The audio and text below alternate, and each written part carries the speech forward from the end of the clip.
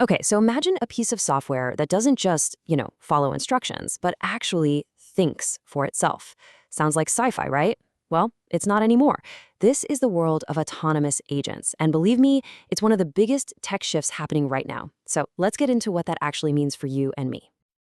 And we're not just talking about some small incremental update here. The source material for this explainer calls it a profound transformation. And that's exactly what it is. It's poised to redefine everything, not just how we use software, but the actual nature of how work gets done. So, autonomous agent. It's a term you've probably heard thrown around a ton, right? But what does it really mean? Let's cut through all the hype, get past the buzzwords, and figure out what makes these things so revolutionary. All right, so first up, what is an AI agent? Let's get beyond the buzzword. Okay, so here's the core idea. An autonomous agent isn't just mindlessly following a pre-written script. No, it can actually reason, make its own decisions, and adapt when things change. And that key phrase right there, minimal human oversight, that's the real game changer. That's what makes this so different from any automation we've seen before. And this is a really important point. Agency isn't an on or off switch. It's more like a spectrum. On one end, you've got your basic scripted systems, just following a rigid, pre-programmed path. But true agents, they're way over on the other side. They're dynamic, they make real, meaningful decisions based on context, and they can totally pivot if something unexpected pops up. So you might be wondering, how do these agents actually think? What's the engine under the hood? Well, it's all thanks to these incredible breakthroughs in what we call large foundation models. You can just think of them as these massive AI brains, like a GPT-4, that have been trained on just an unbelievable amount of data. Let's break down what that actually lets them do. Basically, these models give agents a whole toolkit of superpowers. They can understand language just like we do.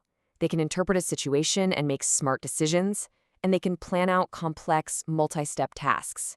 But what's really, really powerful is this idea of tool use, their ability to call on other software to get things done, whether that's grabbing information or actually taking an action out in the digital world. Okay, so now that we've got a handle on what they are and how they think, let's take a little tour of the different kinds of agents that are popping up everywhere. I like to think of it as a visit to the agent zoo. Each one is specially adapted to thrive in its own unique environment. First up in our zoo, we have the research agents. You can pretty much think of these as your personal, superpowered digital librarian. I mean, instead of you spending hours, maybe even days, sifting through reports and articles, they can scan millions of documents, connect all the dots, and just hand you the key insights, all in a matter of seconds. It's incredible. Next up, we've got the developer agents. And for anyone who codes, this is huge. These things are like having a brilliant co-pilot, a pair programmer who never gets tired and never needs coffee. They can write code, they can fix bugs, they can even explain complex logic. It's just dramatically speeding up how we build new tech. Then there are the browser-using agents. And listen, these are way more than just simple web scrapers. These agents can actually navigate a website just like you or I would. They understand the layout, they can fill out forms to book a flight, or click all the right buttons to buy something online, all completely by themselves. And finally, we're seeing agents become true specialists. These are the domain-specific agents. They get trained on a massive body of expert knowledge for a specific field, like law or medicine. They act as these incredibly powerful assistants that can tackle tasks that require really deep, specialized understanding. So, okay, it's one thing to talk about these different types in theory, but where are they actually showing up and making a difference today? Let's look at how agents are moving from the lab into the real world. Chances are you've already interacted with one of these in customer support. They're the ones handling all the routine questions and requests 24/7. And what that does is it frees up the human support staff to focus on the really tricky, sensitive issues that, actually require a human touch. And in a field like healthcare, agents are making a huge difference by streamlining all that critical admin work. Think about it. By handling stuff like patient intake or scheduling appointments, they help cut down on wait times and let doctors and nurses focus their energy where it matters most, on taking care of patients.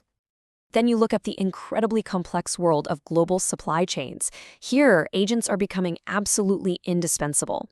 They're constantly monitoring thousands of data points in real time to optimize shipping routes, manage inventory levels, and even predict disruptions before they become massive problems.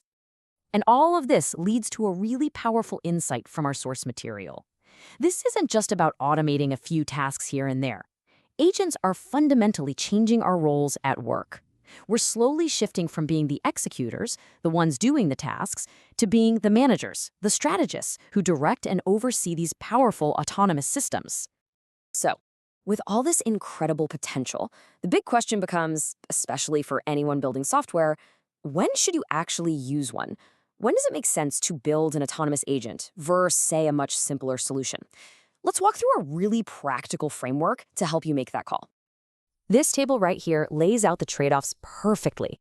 Look, if your inputs are totally predictable and you need things to happen at lightning speed, old school traditional code is still your best bet. If you have a few known paths, a workflow system is great. But look at that agent column. You reach for an agent when you're dealing with messy, unpredictable, unstructured data. You use an agent when you absolutely need adaptability and when the system has to learn from feedback on its own. It's a classic trade-off. You give up a little control and explainability to gain a massive amount of flexibility. So to boil it all down, here are 4 simple questions you should ask yourself. And if you find yourself nodding yes to these, then an agent is probably the right tool for the job. 1. Are my inputs unstructured or unpredictable? 2. Do I need dynamic, multi-step planning? 3. Is my task more than just simple Q&A? Does it need to actually take action? And 4. Does this system need to improve itself over time? If the answer is yes, you're in agent territory.